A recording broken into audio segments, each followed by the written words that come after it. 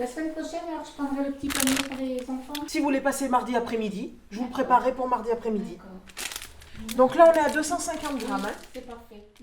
Christelle Fuyot, donc je tiens la boutique L'Escale Sucrée qui a été ouverte récemment, donc le 25 octobre. L'envie, en fait, elle est venue suite à une idée donc de monsieur et madame Guinet qui ont voulu refaire du chocolat.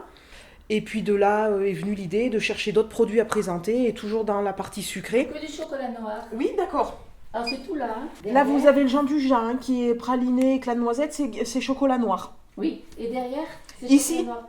Non, à côté. Là, c'est de la ganache confit d'orange. Et là c'est du chocolat au lait. Ouais, c'est ça. Et dedans, c'est noix de coco, ananas. Et karité à la menthe, ça doit être bon ça. J'étais en CAP en vente, donc à l'époque, c'était un CAP vente agroalimentaire spécialisé. Donc moi, j'étais partie chocolat, chocolatier, boulangerie, pâtisserie. Votre parcours, donc on commence par un CAP et après vous êtes tout de suite entré dans le commerce. Oui, tout de suite, une fois que j'ai eu mon CAP, j'ai fait un peu des CDD un peu partout, de remplacement. Donc beaucoup en boulangerie, pâtisserie, chocolaterie, sur Brassac, sur Issoire.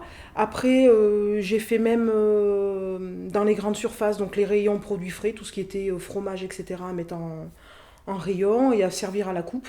Après, j'ai fait d'autres métiers, mais rien à voir dans la vente après, qui restaient dans l'agroalimentaire, mais plus dans le domaine de la vente.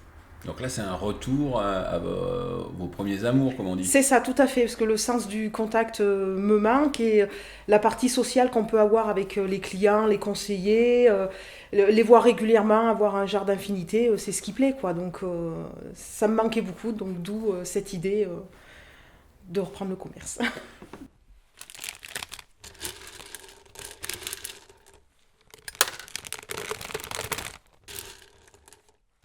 Dans vos anciennes expériences, il y avait toujours un patron ou une patronne, ou là vous êtes un peu pilote. Oui, tout à fait. J'ai toujours été salariée dans une entreprise, donc jamais mon propre patron. Donc là, c'est vraiment tout nouveau pour moi. Avec beaucoup d'enthousiasme et un peu de peur, mais bon, on se lance et on essaye. Pour préparer un petit peu cette ouverture-là, vous avez été épaulé, vous avez été aidé, et par qui? Alors j'ai été beaucoup aidée donc, par les deux personnes qui travaillent à la CCI de Brioude, Madame Bartokov et Madame Riocro, c'est deux personnes très bien, je me permets de le souligner parce que c'est vraiment le cas. Et j'ai été aussi accompagnée du coup par Evelyne Guinet, que quand j'avais des questions, elle me permettait de m'aider, ou même avoir des adresses de fournisseurs pour tout ce qui est emballage, ou même la partie au chocolat, où il a fallu que j'élargisse un peu plus le panel, où voilà, ils m'ont accompagnée et sans aucune retenue, on a été francs l'un avec l'autre et on dit quand ça va ou quand ça va pas. Ou l'idée est bonne et pas bonne. Voilà.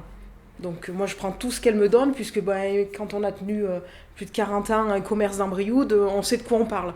Donc c'est un accompagnement que j'apprécie.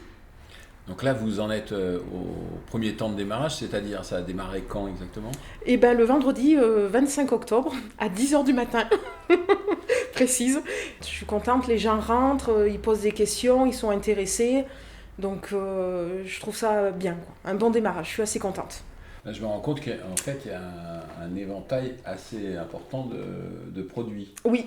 Si on devait en sortir 2-3 coups de cœur, pour vous, ce seraient lesquels alors? Alors moi, coup de cœur, ça serait les guimauves, les confitures et le café. Alors le café, justement. Alors le café, donc c'est un torréfacteur qui est sur Issingeaux. Donc il torréfie artisanalement son café. Donc il faut savoir qu'il suit ses grains de la plantation où il sert jusqu'à l'arrivée chez lui. Il a toute la traçabilité. Donc le grain arrive vert et c'est lui qui le torréfie. Et en fonction de ce qu'il veut ressortir en amertume, en saveur, il torréfie le temps qu'il faut.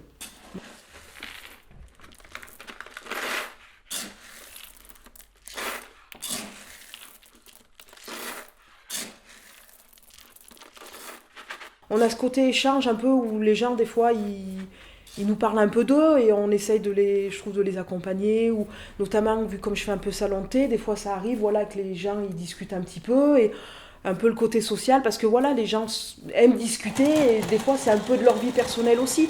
Donc voilà, un petit coin cocooning, quoi. Voilà.